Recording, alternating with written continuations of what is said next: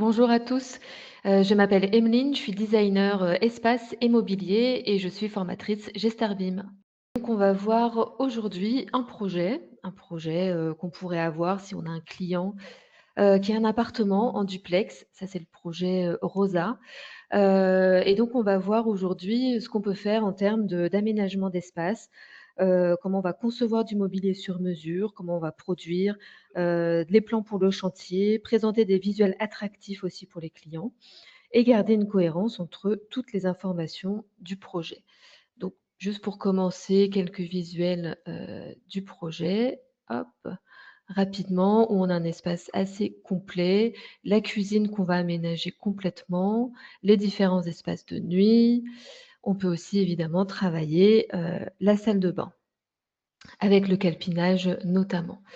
Donc là, voilà Gestarbim, l'outil, où on va pouvoir travailler autant l'architecture que l'aménagement d'intérieur. C'est vraiment le point fort de Gestarbim, de pouvoir, allier les 2 et travailler, l'aménagement de façon assez puissante. Donc là, on va avoir une vue 3D, on a, si elle veut bien se mettre, on va avoir la vue de plan, hop. On va autant travailler en filaire, sur le niveau de rez-de-chaussée, sur le niveau d'étage. On peut aussi avoir les vues, pour le dossier du plan ou pour les élévations ou les coupes qu'on peut faire. On va pouvoir composer notre espace de travail en fonction, de nos besoins. Donc on a ici la vue centrale, sur la gauche, le tableau de bord, sur la droite, on a l'arborescence avec les différents niveaux. On fonctionne en niveaux comme les autres, logiciels d'architecture. On va retrouver les différentes vues, et le dossier de mise en page et aussi les différents rendus. Alors si on veut, dessiner, parce que la grande force de Gestarbim, c'est d'être très accessible. Si on a l'habitude de travailler avec d'autres logiciels, comme, Revit ou SketchUp ou autres, on va, très vite prendre ses marques dans le logiciel. Donc par exemple, là, on va prendre un mur, alors on va définir son style. Ici, j'ai choisi un mur avec, en béton et une isolation qui est intégrée, mais on pourrait évidemment, choisir, toute autre chose, en fonction de ses besoins. Hop, on active, OK. Alors ici, on travaille en style et non en famille par rapport à d'autres logiciels. Hop, je vais plutôt me mettre dans la vue de dessus pour le dessiner. Voilà, donc on va juste pour faire un petit exemple, pour faire un bâtiment, voilà. Et là, on va le voir, automatiquement dans la vue 3D aussi. Ici, je vais rajouter un sol parce que les sols, les plafonds, ils se mettent, automatiquement. Hop, c'est dans la dalle, dalle par mur.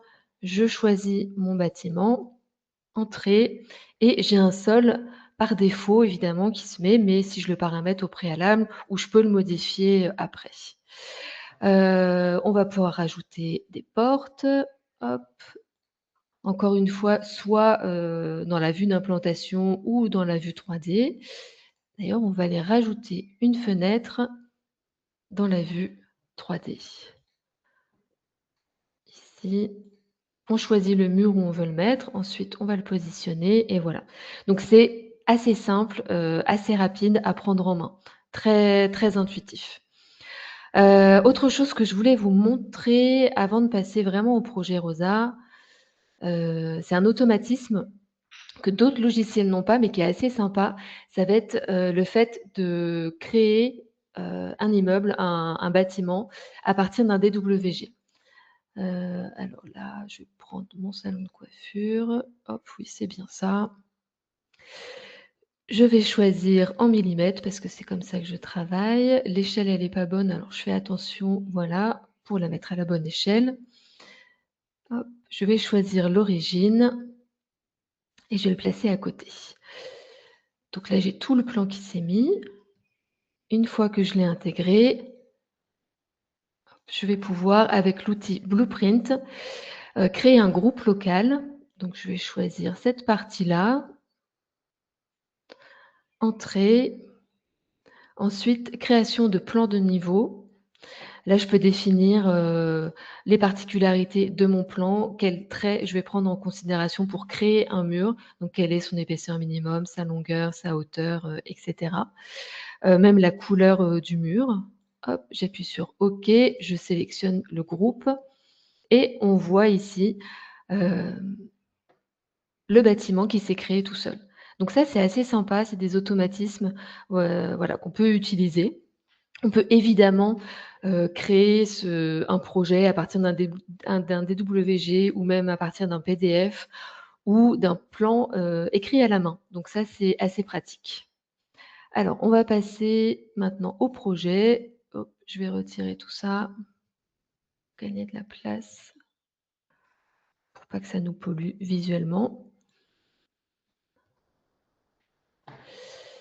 On va maintenant passer au projet. Alors, je vais retourner dans mes vues, 3D. Donc là, la navigation est assez simple. Donc j'ai prédéfini mes vues au préalable, évidemment. C'est les vues qui m'ont servi à faire les rendus que vous avez vus, après.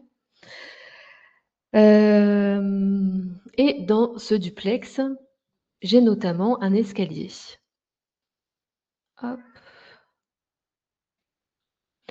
et là aussi, l'escalier, je vais avoir un outil qui va pouvoir le définir. Donc ça permet, quand on veut juste représenter un escalier et qu'on maîtrise pas le sujet, on va pouvoir l'intégrer très facilement. Mais si on veut mettre un escalier très précis ou même un escalier, d'un fournisseur, on va pouvoir le mettre, l'intégrer. Soit on va l'intégrer sous un format, RFA ou SketchUp, soit on va le dessiner par rapport aux dimensions qu'on a. Là aussi, on va pouvoir choisir le style d'escalier qu'on veut. On peut créer aussi évidemment un nouveau style qu'on va pouvoir utiliser dans son projet, mais aussi dans les autres projets. Voilà. On va pouvoir, intégrer, un garde-corps ou pas. Là, j'ai créé une cloison en claustras, mais on a aussi l'option, rambarde que j'ai mis notamment à l'extérieur du projet. Donc là, voilà, on voit les rambardes, et les balustrades qu'on a, sur la partie balcon de la cuisine, par exemple, ou sur la partie, terrasse. Hop, alors je vais retourner à l'intérieur avec les vues que j'ai nommées pour que ce soit plus pratique quand on monte le projet au client. Donc maintenant, on va passer à la partie vraiment, aménagement pur et dur, où Gestarbeam est assez bien fourni avec son design center. Donc le design center, c'est, une bibliothèque intégrée.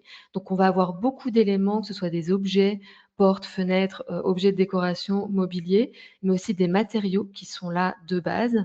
Donc ça, c'est bien quand on n'a pas besoin de mettre, d'éléments de fournisseurs.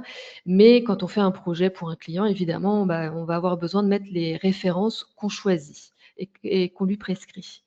Donc là, si on veut rajouter, par exemple, quelque chose dans le salon, une petite table d'appoint, voilà, je l'avais tout à l'heure.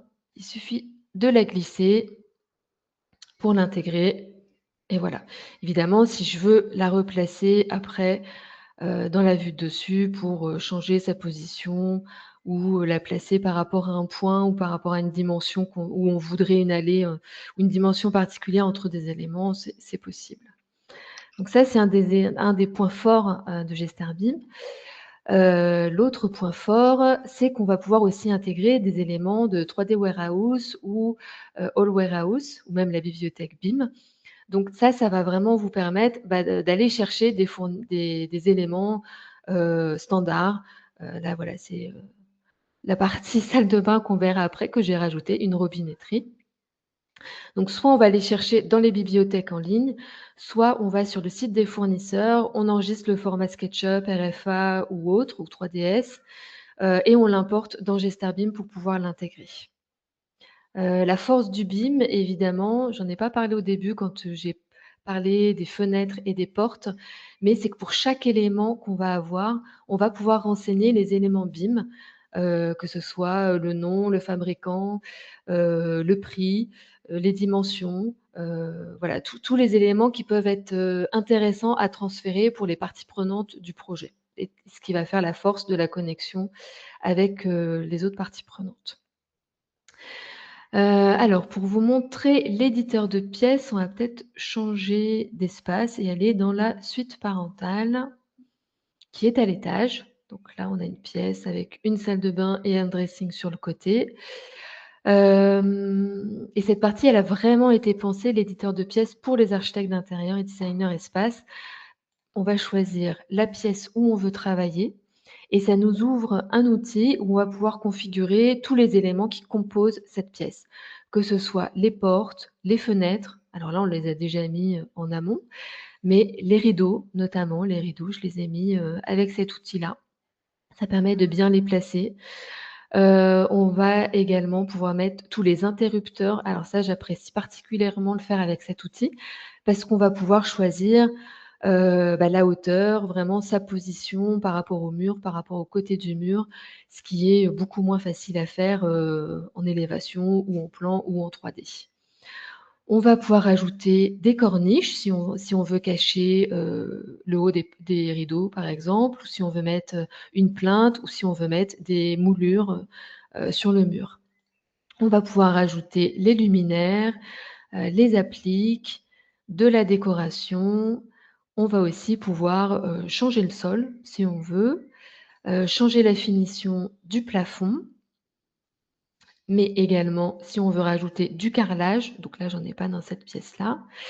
On peut changer la couleur du mur si, je veux plus de cette couleur ivory qui est sur le hop, on a juste à cliquer et là, ça va changer la couleur sur ce mur-ci. Puisque à chaque fois qu'on se déplace, hop, on travaille par mur. Donc là, il a pas pris en compte. Ah, ça va pas lui plaire ça. Bon, bah, un autre aléa du direct. Voilà, ça fait partie des choses qui arrivent. Alors pour vous montrer, ouais, voilà, ça a pris en compte quand même le changement de couleur, juste en cliquant dessus. On va pouvoir, faire le calpinage mural et le calpinage du sol. Voilà pour l'outil, éditeur de pièces. Le calpinage, on va le voir aussi après, on peut le faire avec un outil, dédié. Alors ensuite, on va aller voir l'outil KBB dans la cuisine. Hop, ma cuisine qui est là. Alors un autre outil très puissant qui fait la force de Gestarbim, c'est que là, tous les éléments, ce sont des éléments, standardisés, qu'on crée grâce à l'outil KBB qui est juste ici, pour le mobilier, les portes de caisson, plan de travail, les plinthes. On va même pouvoir, faire des listes de découpe, générer une liste Excel ou même générer des DXF. Donc les DXF, c'est les formats que les fabricants, ont besoin, que ce soit des artisans ou des fournisseurs industriels et eux, ils vont les intégrer directement dans les commandes numériques de leur machine à usiner et ça va leur faire gagner du temps. Ils n'auront même plus besoin de plan. Alors si on ouvre son meuble KBB, ici on voit le meuble standard. On peut définir la largeur, sa profondeur, sa hauteur totale, vraiment, toutes les caractéristiques, du meuble. On va pouvoir travailler, sa façade. Donc là, pour cette cuisine, moi, j'ai choisi un panneau en noyer, mais par défaut, on va avoir énormément de choix aussi. Évidemment, on va pouvoir créer un matériau. Et ça, c'est ce qui est vraiment super intéressant dans Gestarbim, c'est qu'on peut intégrer très facilement des références extérieures, que ce soit en finition, matériaux, ou objets. On va pouvoir lui mettre, des tiroirs, des portes, cloisonner vraiment comme on a besoin. Heu, dire si ça c la partie basse, c'est le bas, et cetera. Enfin, ça, c'est intéressant si on fait un projet complètement sur mesure. Par exemple, si je le voulais arrondi ou d'une forme, très particulière, je dessine, une esquisse de la forme que je souhaite et ensuite je vais pouvoir configurer chaque face, à quoi elle correspond et lui mettre aussi des tiroirs, des portes, des étagères, et cetera. Donc on peut faire, vraiment tout ce qu'on veut, avec ce module. Voilà, mettre des séparateurs, en hauteur, en verticale, horizontale. On peut même rajouter de l'éclairage si on a des meubles hauts. On va pouvoir travailler les pieds et ce qui est intéressant, c'est qu'une fois que j'ai un module qui me plaît bien, je vais pouvoir l'enregistrer Je vais le rajouter à ma bibliothèque qu'on retrouve dans le Design Center sur la partie gauche et ensuite je vais pouvoir le retrouver et le réutiliser très facilement pour d'autres projets. Et si on veut rajouter le plan de travail, la plainte, ça va se faire automatiquement en sélectionnant par exemple, les différents modules. Alors si on a des formes particulières, on peut aussi le faire par profilé, c'est-à-dire si on a dessiné son esquisse, on la sélectionne et ça va dessiner le plan de travail par rapport à ça. Ou alors en sélectionnant les caissons et les plaintes, ça fonctionne exactement de la même façon. Avec le module KBB, alors il est pensé à la base pour la cuisine. On peut aussi faire les meubles de salle de bain, les meubles de rangement, mais aussi des comptoirs d'accueil, par exemple. Ça, en architecture d'intérieur, on en fait beaucoup et en général dans des formes arrondies et spécifiques. Eh bien, c'est un outil qui va nous permettre, de faire ces éléments-là. Voilà.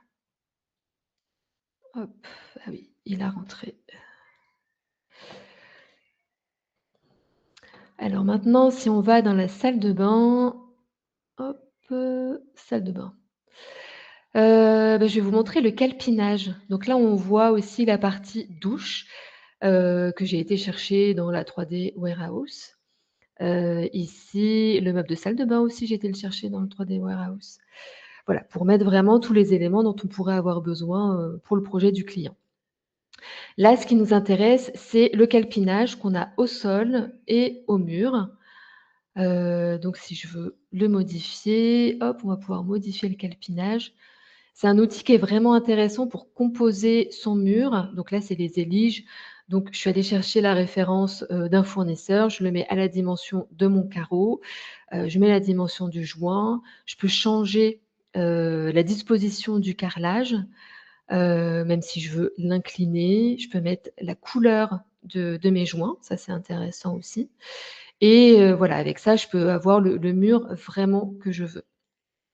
À savoir aussi, ce qu'on peut faire, c'est, créer un motif. Si par exemple, en partie basse, je veux, un carrelage particulier, si je veux mettre une frise au milieu et un autre, assemblage de carrelage sur la partie haute, ça c'est faisable aussi. On va pouvoir créer, des motifs comme ça. L'autre chose que je voulais vous montrer encore dans la salle de bain, c'est la partie, mosaïque. Ça qui est super. Hop. Non, c'est pas ça que je voulais vous montrer. Parce que cette partie-là, vous imaginez bien, je ne l'ai pas mis carreau par carreau pour, définir ce motif-là. Ça, c'est un outil qui permet, de le faire. Voilà, là, dans l'outil calpinage, on va pouvoir paramétrer des styles, ajouter des styles, faire le calpinage, calpiner une surface. Voilà, donc ça, c'est un outil qui est assez complet, pour encore une fois faire ce qu'on veut dans son projet. Voilà pour la partie calpinage. Je vais vous parler maintenant, des automatismes. Qu'est-ce qu'on peut faire automatiquement dans Gestarbeam? Alors là, on le voit déjà, je l'ai déjà mis parce que ça m'a permis de générer des documents, mais on va pouvoir reconnaître les différents espaces et ça, c'est avec les pièces et surfaces. Soit encore une fois en dessinant, en faisant un polygone, on va reconnaître son espace, soit, en faisant une pièce, en sachant que quand on a, une pièce qui est ouverte ici, comme dans le haut de l'escalier, j'ai mon couloir et là c'est ouvert, mais j'ai décidé que ce serait un coin bureau, on a des murs virtuels où en dessinant juste un mur, juste un trait entre 2 murs, on va avoir notre espace et ensuite en cliquant sur chaque pièce et bien on va pouvoir, choisir, hop, si en fait ici je dis que c'est une chambre, voilà, ça rajoute la chambre. Donc ça, c'est assez pratique. On va pouvoir mettre aussi des cotations automatiques. Hop, si on veut tous les murs, je sélectionne, toute la partie que je veux coter, entrée, hop, je m'écarte, un petit peu. Et là, voilà, je vais avoir toute la cotation qui va se mettre. Évidemment, ça se configure sur le type de cotation qu'on veut. Si on veut les cotations intérieures, les portes, les ouvertures, les espaces intérieurs, extérieurs. Parce que qu'on soit, architecte d'intérieur ou, technicien, structure dans un bureau d'études, on n'a pas les mêmes besoins, on ne va pas coter la même chose. Donc ça se configure tout simplement dans les propriétés où on va choisir, le type de cote qu'on souhaite. Voilà et là aussi, on va voir les paramètres BIM. Mais grâce à GestarBIM, on va aussi pouvoir générer de la documentation, automatique, notamment avec des listes Excel pour exporter des informations qu'on va pouvoir transmettre, mais aussi en interne pour pouvoir garder des informations dans GestarBIM et les intégrer, au dossier de plan, par exemple. Donc dans les listes Excel, on peut avoir des calculs sur le bâtiment, des éléments structurels, des calculs intérieurs, des éléments par pièce ou du calpinage, par exemple. Pour aller plus vite, je les ai déjà, sortis. Par exemple, le tableau des surfaces. Donc là, on va retrouver vraiment toutes les informations, par pièce, qu'on soit au rez-de-chaussée ou à l'étage. Vu qu'on a bien référencé les espaces, la chambre 1, le dégagement et cetera, c'est ce qui nous permet de nous y retrouver. Évidemment, on va pouvoir le faire, en fonction de notre projet. Ici, on va retrouver aussi les informations, des espaces, donc avec les dimensions, des murs, par exemple, par pièce. Voilà. On va avoir des listes combinées, donc par niveau. Donc là, on est dans les superficies totales, même en mètres cubes. Donc ça peut être intéressant, hein, surface de porte, surface de mur, si on veut avoir tout de suite la quantité de peinture, à sortir. Voilà, on sait qu'il faut qu'on couvre, 200 carrés pour tout l'appartement. On va avoir les détails, donc les cotes, du périmètre en mètres carrés, les zones de retrait, les surfaces. Donc ça se calcule automatiquement par niveau. On va avoir, les détails par pièce. On va avoir encore une fois ici d'autres détails. Donc si on a des éléments électriques, combien on en a par exemple. Et là, plus on va renseigner, plus on va mettre d'informations BIM et plus on va avoir d'informations ici, dans le tableau. Et là, on va retrouver la liste, des lampes, du mobilier, voilà, tous les éléments qu'on aura mis. Et encore une fois, plus on les renseigne dans les caractéristiques et plus la documentation, va être riche. Autre documentation, le calpinage. Ça, c'est super intéressant. On retrouve le zélige qu'on a vu tout à l'heure, sa taille, la superficie totale et les éléments, les carreaux qu'on a pleins, les fragments qu'on a, le prix si on le renseigne, on a tout de suite en fait la tarification. Ça, c'est quand même, top.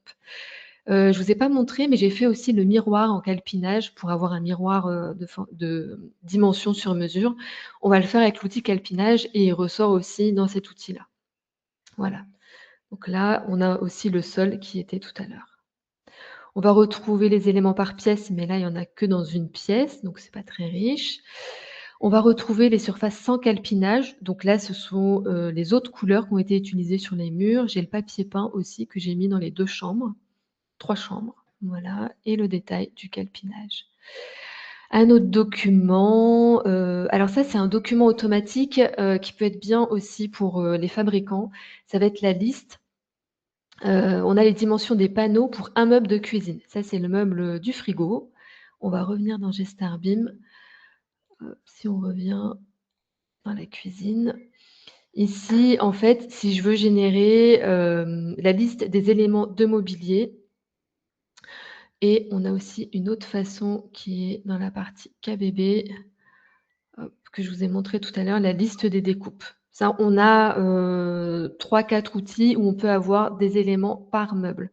Donc la liste qu'on a vue tout à l'heure, c'est ce meuble ici, c'est le meuble, avec la porte, frigo et on va pouvoir aussi générer des vues avec les plans de chaque, composant, hop, de ce meuble-là, avec la cotation. Donc ça, si on veut l'intégrer après dans le plan ici, c'est aussi assez pratique. À vous de voir ensuite avec votre fournisseur ce qu'il veut, si c'est juste la liste des différents panneaux. On peut aussi extraire une nomenclature. Hop, mais je vous ai sorti une autre nomenclature, comme quoi c'est vraiment très, très riche toute la documentation qu'on peut sortir, que ce soit en fichier Excel ou en tableaux qui vont s'intégrer, dans le dossier de plan de GestarBIM. Donc là, c'est les matériaux, dans chaque pièce, dans tout l'appartement, on a la liste et on va retrouver, voilà, les petites croix, c'est en fonction du rez-de-chaussée, enfin du 1er niveau, de l'étage et en fonction des différentes pièces. Donc là, encore une fois, comment on les a nommées ces pièces-là. Voilà, une dernière partie avant de parler des rendus sur la partie dossier. Donc là, ça se fait aussi assez facilement comme, n'importe quel, dossier, 3D, enfin dossier de modélisation pour l'architecture, où il suffit de glisser quand on prend sur la droite le niveau et le glisser dans le plan. On va pouvoir aussi intégrer des vues, donc ça, on va le retrouver dans la partie, hop, hop, hop, affichage. Il me semble que c'est dans la construction. Je le retrouverai. Voilà, ça permet de faire des zooms par rapport à ce qu'on a, dans la partie. Ça, c'est la vue qu'on avait générée ici. J'ai fait mon petit cadre et je peux l'intégrer, comme les autres vues d'élévation, les vues de dessus, voilà. Donc ça, ce sont que des vues qui se génèrent automatiquement. On a mis aussi une vue d'extérieur, alors qui est moins nécessaire quand on fait un aménagement, intérieur, mais en architecture, on va avoir aussi tous les éléments, voilà, comme ça, qui peuvent se mettre du bâtiment. On va aussi pouvoir intégrer évidemment les rendus, simplement en les glissant, déposant. On a aussi une fonction mood board où on peut faire directement dans Gestarbeam en intégrant des images de son mood board. On peut les faire dans le dossier et comme ça les intègre directement dans le dossier d'impression. Donc c'est pas mal. Et la dernière partie, on va parler de rendu 3D puisque, les rendus photoréalistes, on en a parlé au début. Donc, au fur et à mesure du projet, en fait, on va mettre les matériaux, qu'on va pouvoir avoir, voilà, ici. On va choisir, les couleurs, ou, des images, vraiment pour le tissu, le papier peint, les carrelages. On peut vraiment faire ce qu'on veut. Donc là, ça, c'est pour mettre les matériaux au fur et à mesure du projet. Ce qu'on va faire au moment où on fait le rendu, on va rajouter des effets, des styles de rendu. Par exemple, là, donc c'est mon miroir. À la base, j'ai dit que c'était un matériau, miroir, c'est du carrelage, mais on va rajouter cet effet-là, en le glissant, déposant, encore une fois. On va faire la même chose pour le sol, le bois et ça va rajouter des effets de texture. On va aussi, alors ça, on va plus le voir quand je suis dans le salon parce qu'il y a des fenêtres extérieures. On va pouvoir avoir les effets d'ombre pour voir la luminosité. On va choisir, l'ensoleillement par rapport à une date de l'année. On choisit celle qu'on veut. On peut tester comme ça en fonction, de la lumière qu'on voit arriver ou pas dans cet espace. Ça, c'est ce qui va nous aider à choisir, la luminosité naturelle. On va évidemment pouvoir, paramétrer les éclairages qu'on a ajoutés. Soit par défaut dans Gestarbeam ou en intégrant un fichier IES, qui est un fichier dédié à la luminosité. Donc ça permet vraiment d'avoir des effets, de luminosité assez intéressants. Et donc quand on fait le rendu, on a un outil render, qui est intégré, donc l'outil, rendu photoréaliste. On va choisir la taille de l'image. On a différents niveaux de qualité.